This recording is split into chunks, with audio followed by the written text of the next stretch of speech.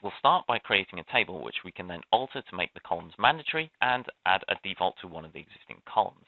We can then add some rows using an insert, which we will save by using a commit. We can query them back out again by then selecting them from the table.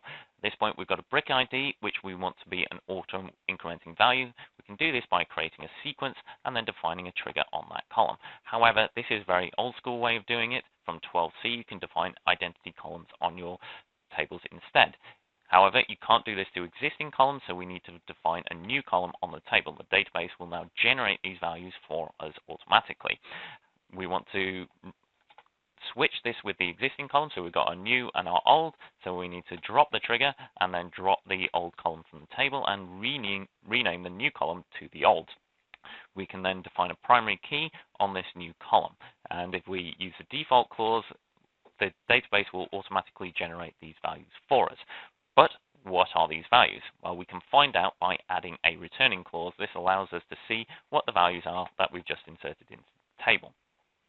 We can now change values by using an update and use a save point to keep our record of what we've done so far. So if anyone does something they shouldn't do, like delete the rows, we can roll back to that particular named save point, preserving the changes we made before it and losing the changes we did after it. So we can see what's happened by adding a where clause to our select statement. We can now insert a whole bunch of rows into the table using insert as select, giving us a total of 1,000 rows in the table, which we can verify by using a count. We want to add some more data quality validation to our table at this point, ensuring that all the weights are positive. We can do this by adding a check constraint. Note, alter table is DDL, and in Oracle database, DDL commits. So if we try and run a rollback after it, all the rows are still saved to the table. Bear this in mind if you've got DDL in the middle of your transactions. We can also use count to find the number of different values in a column by using count distinct. This can take a long time on really large tables, so on 12c we introduce a prox count distinct, which uses a hyperlog algorithm to find a highly accurate estimate of how many different values there are. If you want to see what the values themselves are, you can do a select distinct of your columns. However, most of the time what you probably want to do is use a group by instead, which returns you one row for each set of values. You can also use aggregates such as count to see how many rows have those values. If you want, we can then get subtotals for these groupings by using rollup, which gives us the grand total and then the left to right subtotals through the table. If you instead want every single subtotal, you can do this using a cube like so. Or if you want to get really fancy, you can use grouping sets to calculate just the specific subtotals in your table. If you have a group by, then you might want to filter the results based on this aggregation. So you can do this using a having clause, so we can see how many how many values have a specific number of rows. While we're doing this, we might want to do some other statistical analysis on our table. There's a whole bunch of these functions in Oracle database, such as min, max, mean, standard deviation, median, and mode, which we can calculate like this. So far, these are all aggregate functions, which means that we get one row per group. If instead you want to see all the individual rows themselves along with their values, you can do this by adding the over clause, converting these to an analytic. This will give us the grand total of the sum plus the individual rows themselves. The great thing about analytic functions is then we can also get subtotals per group by adding the partition by clause, so we can get the count of bricks by color and the total weight by shape as well. We can also add a order by clause to analytic functions, which gives you a running total for that value. However, by default, this windowing clause is range between unbounded preceding and current row. This means all values with the same weight or the same value get combined together in that total. This is probably not what you want. You want each row in the result set to have a different running total. In order to do that, we need to change the windowing clause to rows between unbounded preceding and current row. This gives us our incrementing total. You can also use this windowing clause to give sliding windows over your dataset. For example, to calculate the running total over the previous 10 rows or within a range of values, which could be either side of the current row. Finally, on analytic functions for now, we've got lag and lead, which allow you to look backwards and forwards in your result set based on the order that you define. We've talked about ordering here, so it's worth noting that if you have a select statement without an order by, the results are non-deterministic. The rows can come back in any sequence. To avoid this, it's really important, critical in fact, you add an order by clause to your query. With this in place, we can then do top n queries, which in the past in Oracle database we'd use an inline view like this to get us the first 10 rows. However, from 12c you can use the fetch first clause to find exactly the first 10 rows.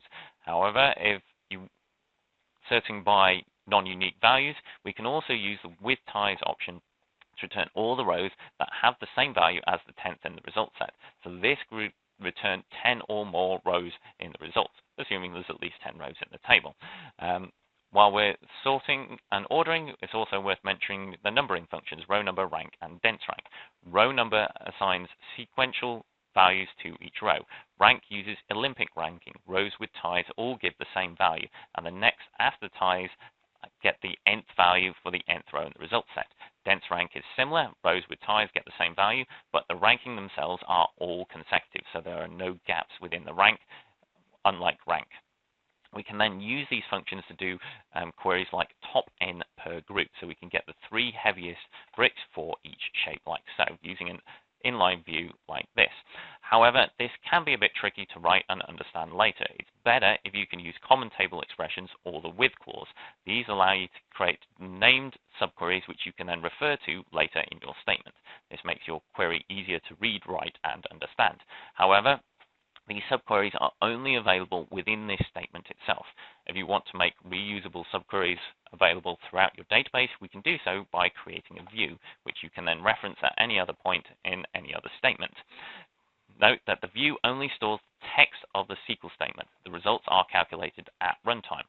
This is not to be confused with a materialized view, which stores the results of the query in the table.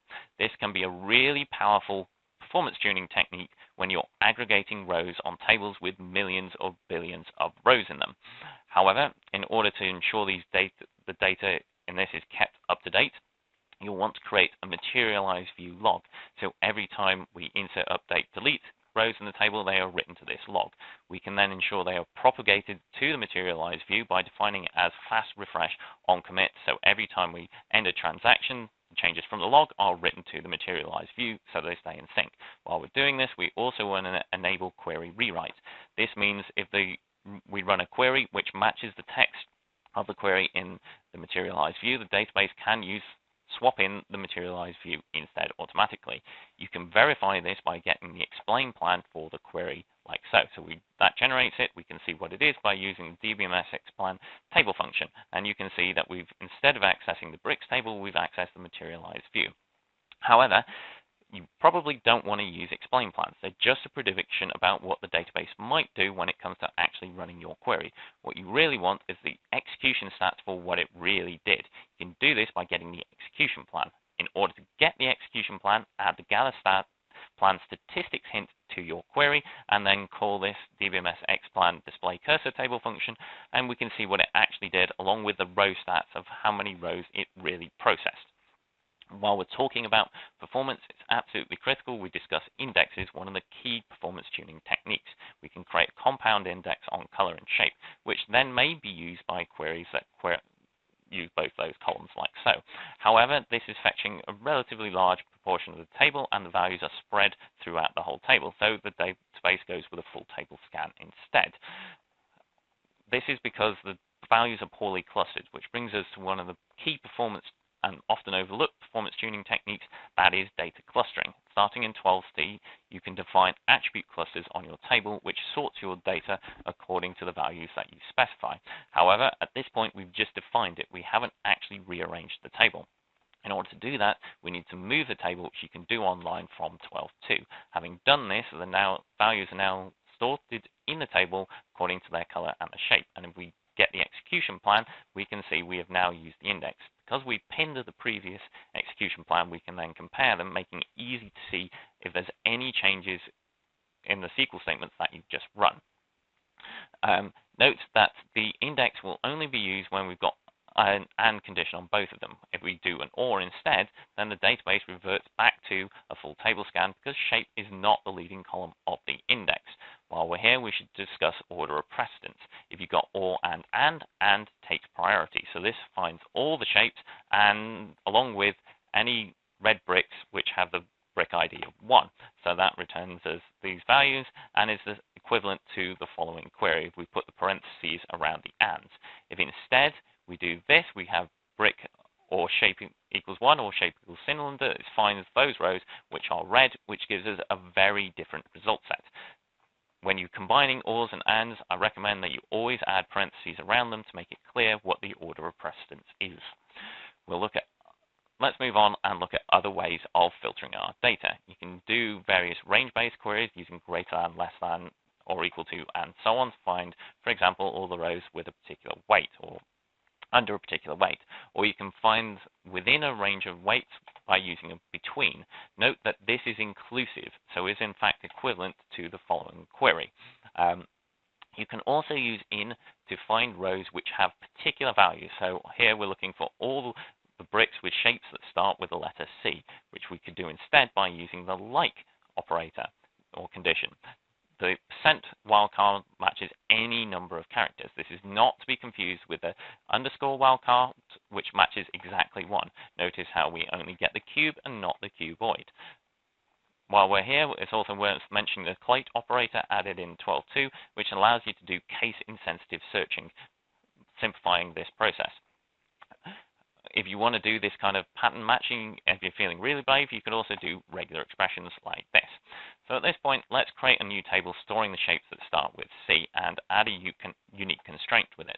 Like a primary key, a unique constraint can also be the target of a foreign key. If we try and create the foreign key from bricks to shapes, however, there are some rows in the bricks table which have values not in the shapes table, so this will fail. We can get around this by creating the foreign key as no validate, so it doesn't check the existing values in the table.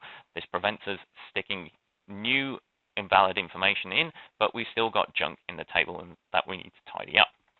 So we need to compare and add the missing shapes from the bricks table to the shapes. We can do this by using not exist to see what they are or not in. However, you have to be very careful when using not in, because if the subquery returns null, you'll get no rows back. Just one of the many surprises which can arise with null. We'll discuss some more later. Alternatively, if you want to compare the two tables, you could use minus to get all the values from the first table which don't exist in the second. While we're here, we'll look at the other set operators. You can use union to find all the values from both tables, so this returns as the superset. However, this has an implicit distinct, so we only get the values. If you want to see the rows themselves, you have to add the union all option to see all the individual rows. Finally, we could use intersect to find the values which are common to both tables. Using these operators, we can then compare two tables, find rows in one that are not in the other, and vice versa, using something a bit like this. This is neat, but it involves reading the whole of both of the tables twice, so this can be rather slow. It's more efficient to union them all together and then group by the columns that you're searching on. This has the added advantage that you can also find how many rows have mismatched values. We'll discuss joins in a second, but before we do, let's just stick another row in the shape table and commit that. So the most basic type of join and common type is an inner join. This returns rows from both tables which have matching shapes in them. So we get the cubes, cuboids, and cylinders. If instead we want to find all the rows in the shapes table, even if they've got no matching bricks, we can do a left join, so we get the shapes that aren't in bricks, and if we want to do the reverse, we can change it to a right join. With outer joins, you can also make a partitioned outer join. So this will return us all the shapes, and if there's any which don't exist in a bricks table, we will get a row for each color that exists in the bricks table, which can be very useful as a data generator. When comparing joining tables, we could do a full outer join. This returns all the rows from both tables, even if they have no matching row in the other. Finally, you can combine tables using a cross join. This gives you the Cartesian product of the two tables. So you get the number of rows in the first table multiplied the number of rows in the second table. This gives you a huge explosion in your data set and is almost never what you want to do. So we've identified that there are rows in the bricks we want to put into the shapes. We can do this using a merge. This does insert if not exists, update if does exist. Having put those in, we can now validate our foreign key, and we're sure that all the values match in the two tables. We mentioned that null was a problem, so let's look at that. In order to do it, we need to alter the shape column in bricks and make it optional and stick a row in which has no shape. Big problem with null is it introduces three-valued logic. So no values are equal to null and no values are not equal to null. If we want to find rows which are null, you need to use the is null criteria. We do that and we can find our particular row. Just one of the many caveats and gotchas that you have when using nulls. So we've looked at various ways we can query our data. We probably want to do it and return this to a client. If you're building an application, then one of the most common ways of transporting data around today is in JSON data format.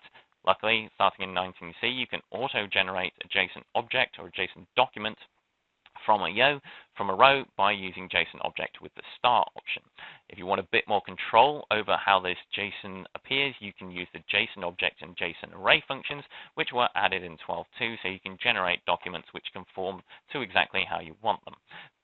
If you have JSON that you're returning or storing in your database and you want to filter those JSON information, you can do so using simple dot notation like this, so we can find all those documents which have a red color in them.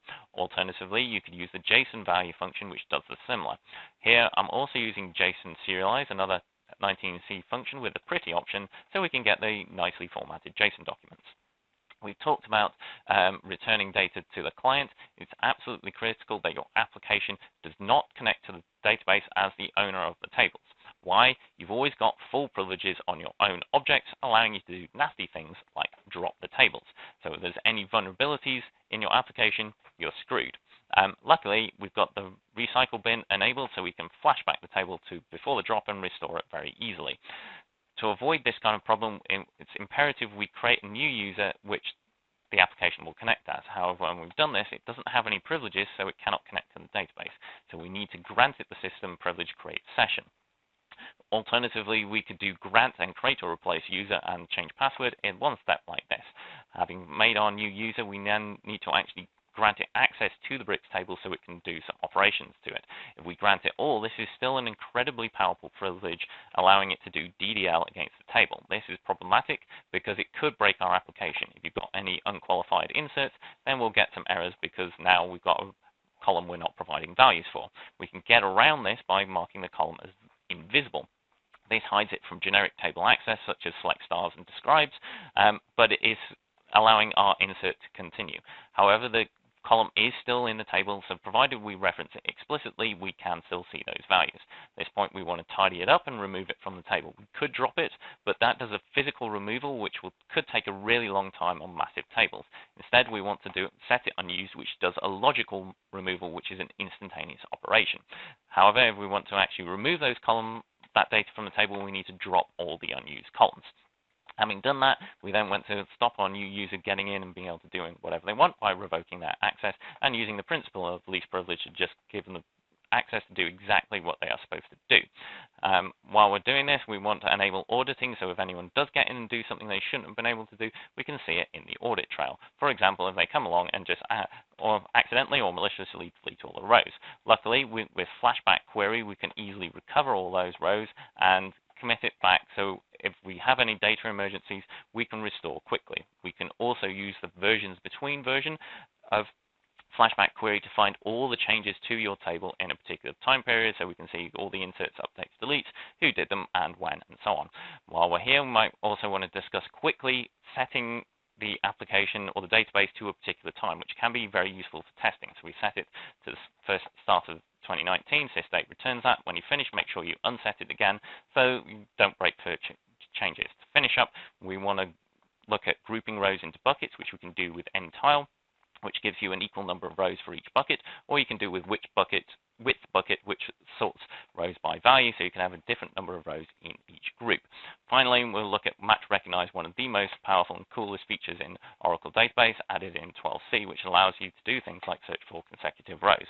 Having done all this, we want to clean our data up by dropping the view, sequence, materialized view, and the user. We could also drop the table by adding a cascade constraint, so if there's any foreign keys, it will automatically be removed.